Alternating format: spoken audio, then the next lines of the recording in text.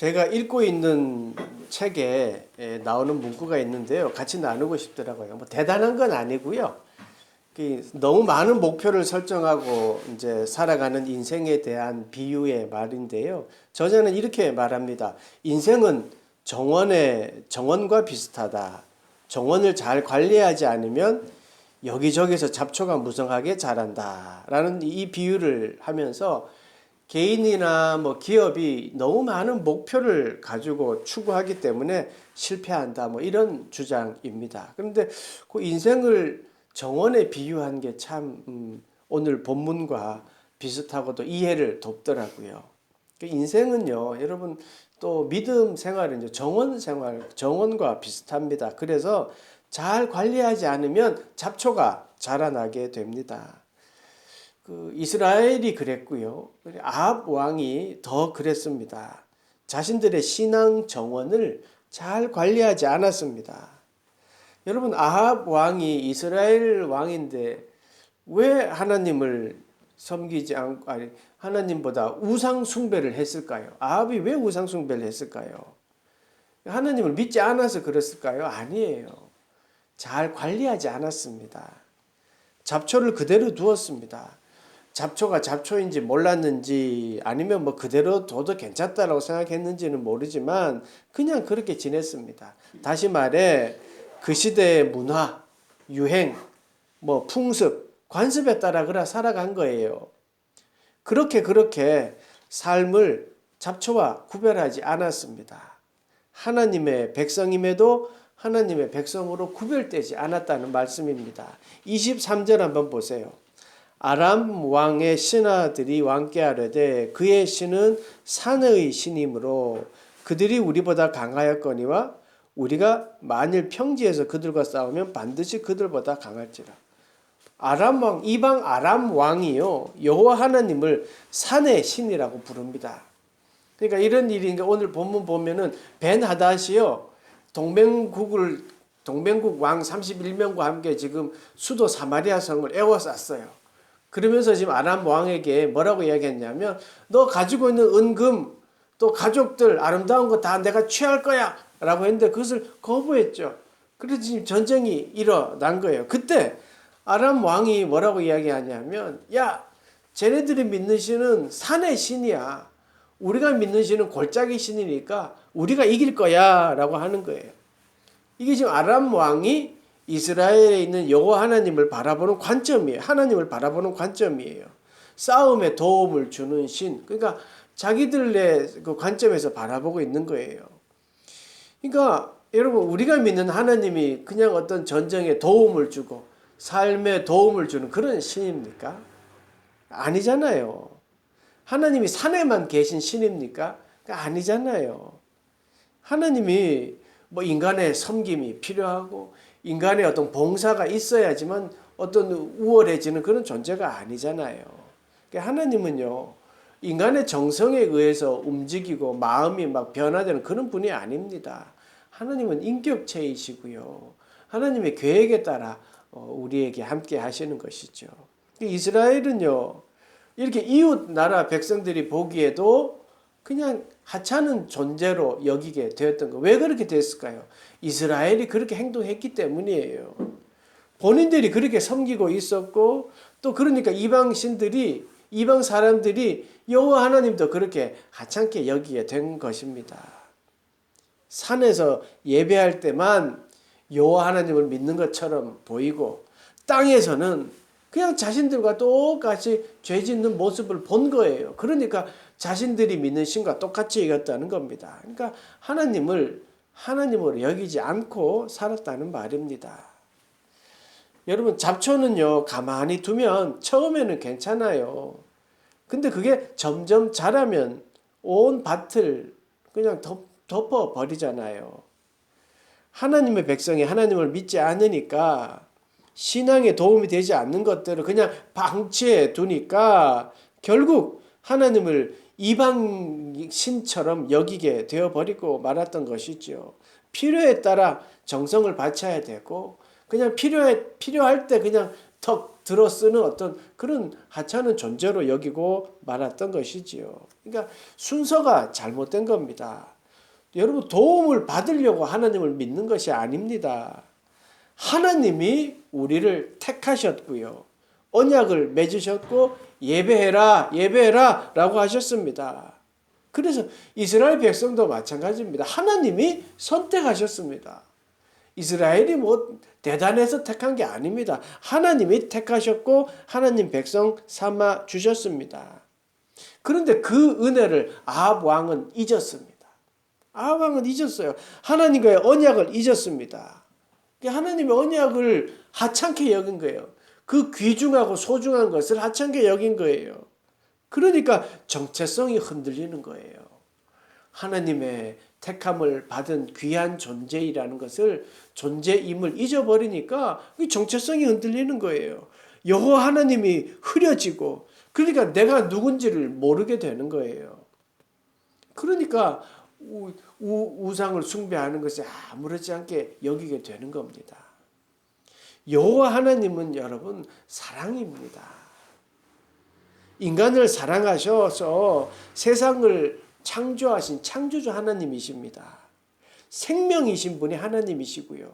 일으키시고 도와주시고 다시 일어서도록 하시는 분이 우리 하나님입니다. 그 사실에 대해서 지금 희미해지고 흔들리니까 아합처럼 삶의 가치가 불분명해지는 거예요. 지금 내 힘으로 지금 왕이 돼 있고 내 힘으로 지금 이렇게 나라를 이끌었다라고 생각되는 것이죠. 그러니까 하나님의 자녀가 하나님의 자녀인지 모르니까 하나님의 자녀답지 않게 살아가는 겁니다. 그러니까 당연히 죄에 대해서 민감하지 않고요. 그냥 그렇게 죄에 익숙해져 버리는 것이지요. 처음에는 어물쩍 넘어갈 수 있죠. 잡초가 조그만하게 자라니까 그냥 뭐 아무렇지도 않게 여길 수 있는 것처럼 말입니다. 그런데 그 죄된 마음이 중복되어지면 창조주 하나님을 그냥 골짜기의 하나님, 산의 하나님, 산의 신 이 정도로밖에 여기지 않게 되는 것이지요. 여러분 하나님의 자녀 맞습니까? 하나님의 백성들 맞습니까? 하나님의 자녀가 여러분에게는 어떤 의미로 다가오십니까? 나는 하나님의 자녀다라고 하는데 어떤 의미로 다가오십니까? 죽어서 천국 가는 사람들요? 복 받는 사람요? 만사 형통되는 사람요? 근데 그보다 더 중요한 게 있습니다. 그 더 중요한 것은 예수님은 이렇게 말씀하셨습니다. 너희는 세상의 소금이니 소금이 만일 그 맛을 잃으면 무엇으로 짜게 하리요? 후에는 아무 쓸데없어 다만 밖에 버려져 사람에게 밟힐 뿐이니라. 너희는 세상의 빛이라 산 위에 있는 동네가 숨겨지지 못할 것이요. 너희는 세상의 빛이라 하셨습니다. 소금이라 하셨습니다. 하나님의 자녀는요. 하나님이 반짝반짝 빛나기 때문에 빛이다 이게 아니에요. 예수님 왜 이런 말씀하셨습니까? 죄를 대신해서 새 생명을 주셨기 때문에 이 말씀을 하신 겁니다. 죄 속에 살면서도 모르는 사람에게 예수 그리스도의 은혜가 있구나 이걸 깨닫게 해서 어둠이 아니라 세상 삶은 빛이구나 이걸 깨닫게 해주라는 겁니다. 소금처럼 썩어가는 세상에서 썩지 않도록 하는 그 역할을 하라는 겁니다. 하나님이 함께 하시기 때문에 우리는 빛과 소금이 되는 것이지요. 하나님이 함께 하시기 때문에 죄의 공격에도 방어할 힘이 있는 것입니다. 흐르는 강물을 거슬러 오르는 연어같이 살아가는 것, 그거예요.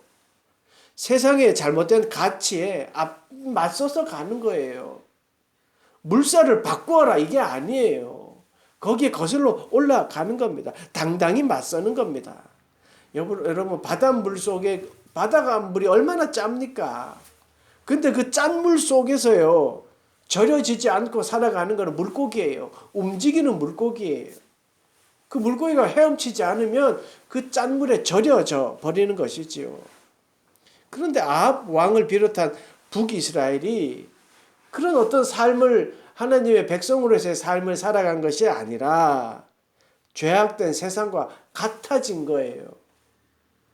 세상을 여러분 그렇기 때문에 세상을 등지고 사십시오라고 드리는 말씀이 아닙니다. 세상에 구부러지고 삐뚤어진 모습을 알려주자라는 말씀입니다. 그 삐뚤어지고 구부러진 것의 기준이 되어야 될 삶이 우리의 삶인데 오히려 같이 그냥 구부러져 살아가고 있었다는 것이죠. 솔로몬 왕을 보십시오. 솔로몬 왕이 처음부터 좀 그렇게 좀 그 죄악 가운데 살아갔던 것은 아니잖아요. 다윗 아버지의 그 뜻을 이어서 성전도 건축하고 열심히 살았단 말이에요. 그런데 혼인 정책이라는 것을 가지고 아내를 많이 결혼을 많이 했잖아요. 왜 그렇게 했어요? 정치적으로 저 평화로운 나라를 만들기 위해서 그랬습니다. 그 잘못된 건 아니잖아요. 그런데 그 아내들, 이방 아내들이 들어올 때 우상을 같이 데리고 들어온 거예요.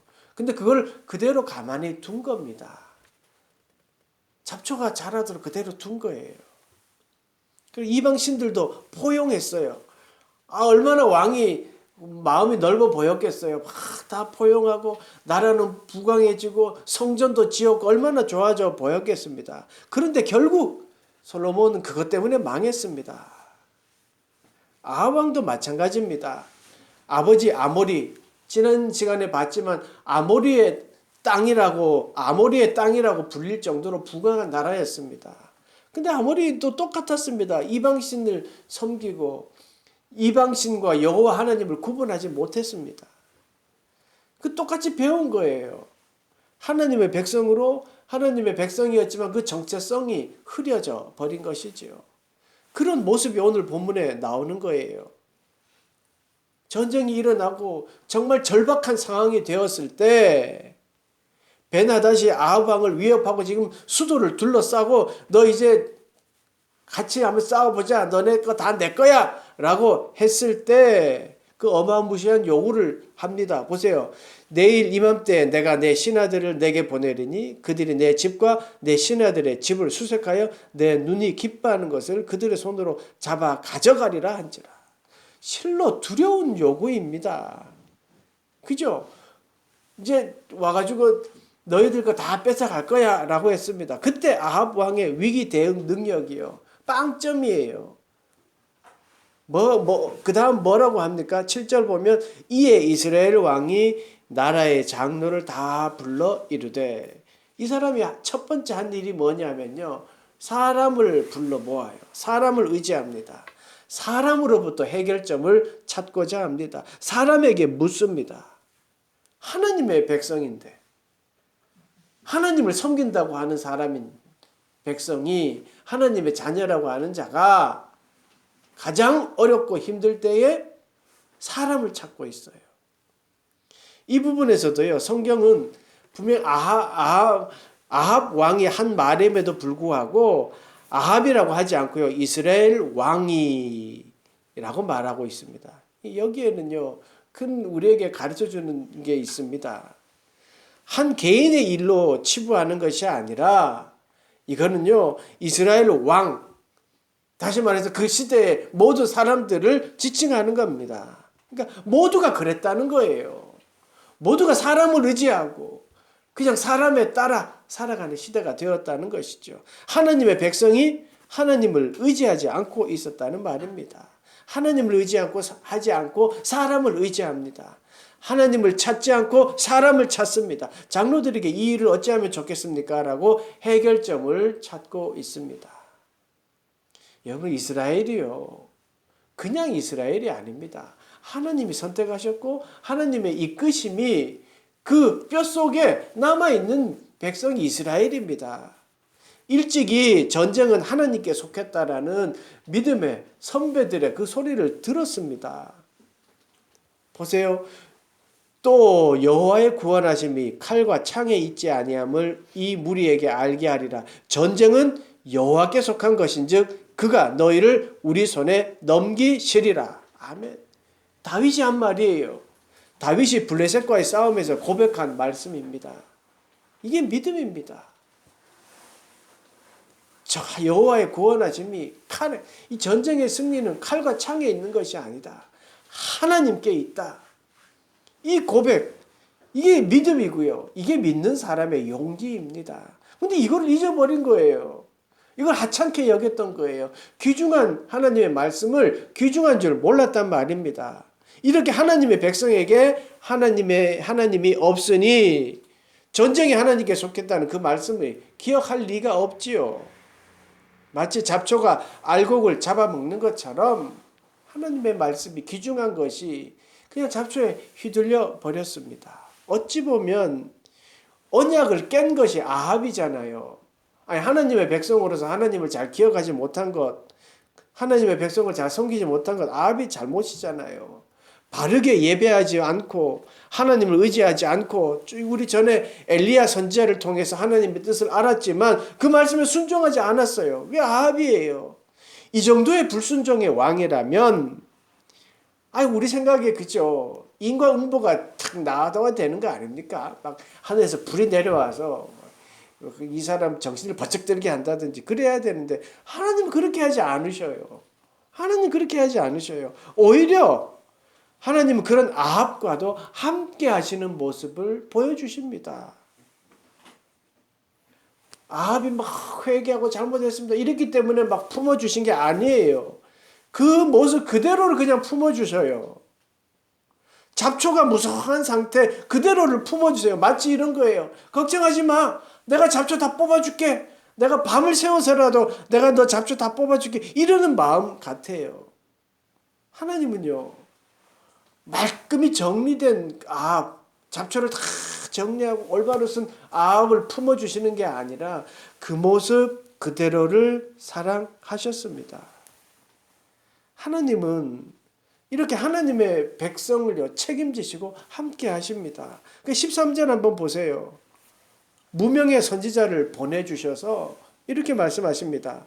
한 선지자가 이스라엘 아합 왕에게 나아가서 이르되 여호와의 말씀이 내가 이 큰 무리를 보느냐 내가 오늘 그들을 내 손에 넘기리니 너는 내가 여호와인 줄을 알리라 하셨나이다. 지금 베나다시 와가지고 너 전쟁 이제 시작이야. 다 빼앗을 거야. 라고 했을 때 뭐라고 합니까?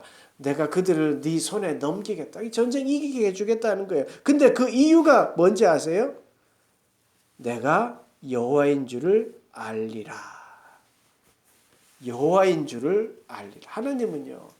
스스로 드러내 주시고 알기를 원하십니다. 하나님을 아는 것, 하나님을 바로 아는 것, 이게 진짜 살 길이라는 겁니다. 하나님에게 있어서는요, 전쟁을 승리하게 하고, 이게 중요한 게 아니에요. 하나님을 잘 알고, 하나님을 잘 믿기를 원하십니다. 사랑하기 때문에 그렇습니다.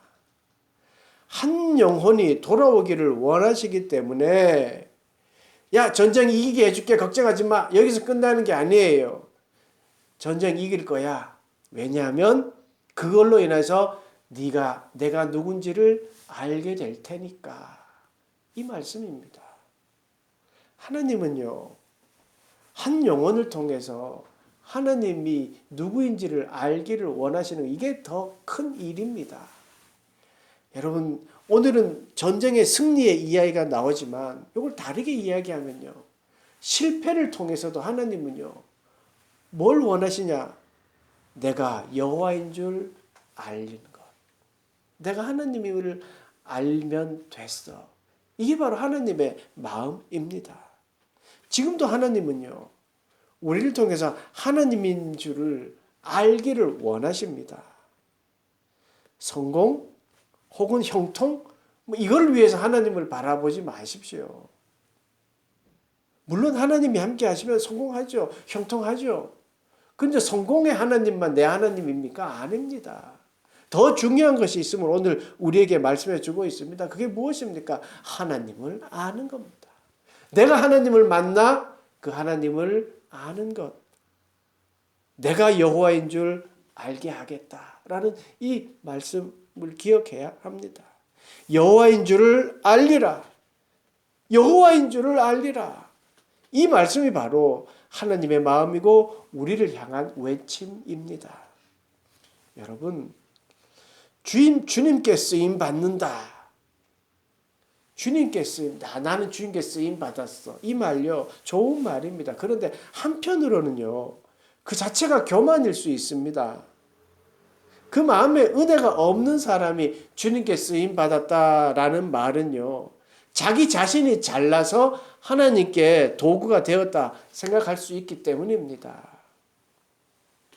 마찬가지로 잘 준비되었다. 나는 주님께 쓰임 받을 준비가 되어 있다라는 고백. 이것도요, 그 기준이 어디에 있습니까? 내가 준비되었다라고 하는 거잖아요.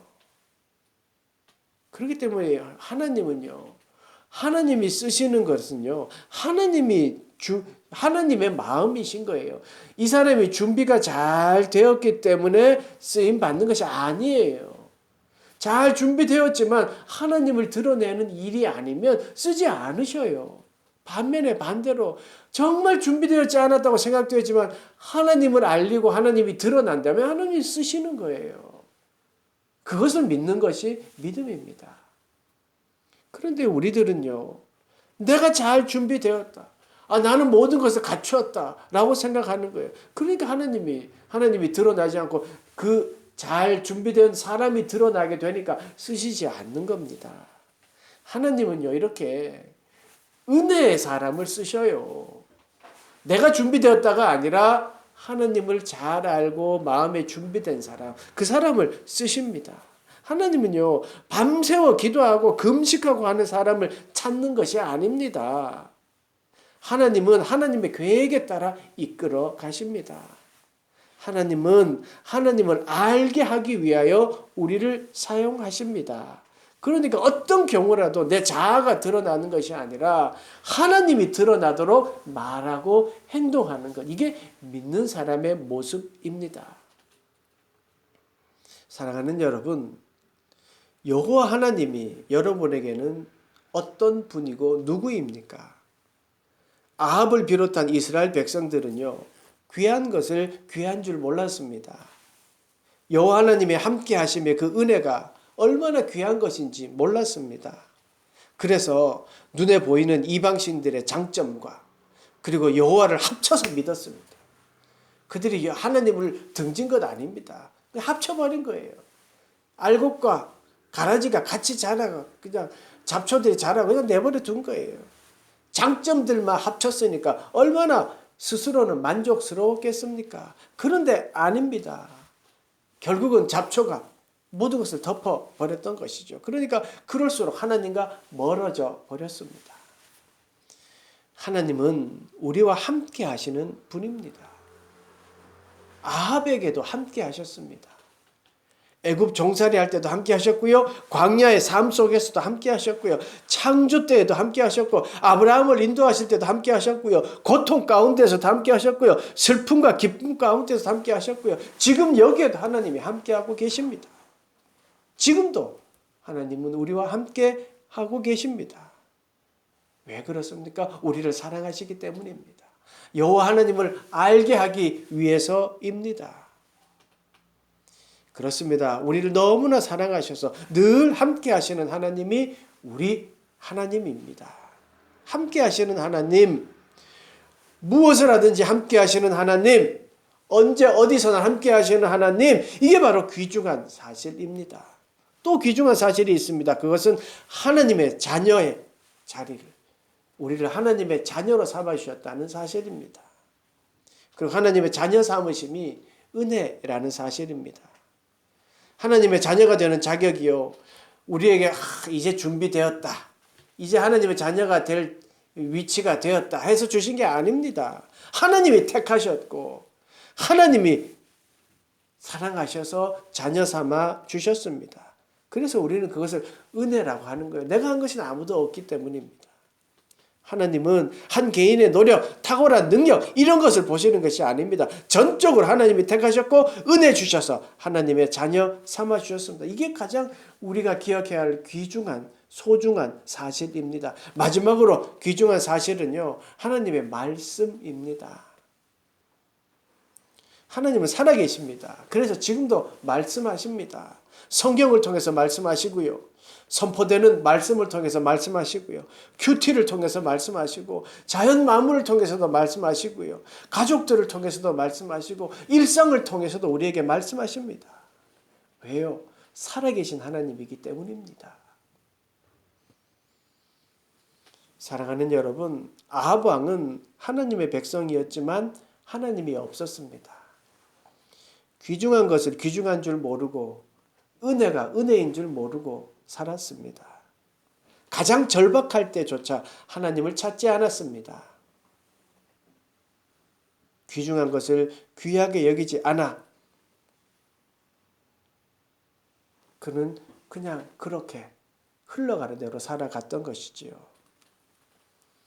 함께 하시는 하나님을 아합은 귀하게 여기지 않았습니다. 하나님의 백성됨의 은혜를 귀하게 여기지 않았습니다. 하나님의 말씀을 귀하게 여기지 않았습니다. 그래서 아합 왕은 잡초가 가득한 인생이 되었던 것이지요. 여러분은 어떤 인생을 살아가시겠습니까? 하나님을 알아가는 삶을 살아가시겠습니까? 아니면 그냥 그렇게 또 세상과 동화되어 살아갈 것입니까? 원하기는 여러분이 세상 속에서 정말 하나님의 말씀이 기준이 되고 하나님이 함께 하신다는 그 믿음을 가지고 정말 힘차게 살아가는 여러분 되시기를 간절히 축원합니다. 아멘. 이 시간 우리 함께 말씀 앞에 겸손히 주님의 음성을 듣기를 원합니다. 주님이 나에게 주시는 그 말씀에 오늘 지금 귀를 한번 기울여 보십시오.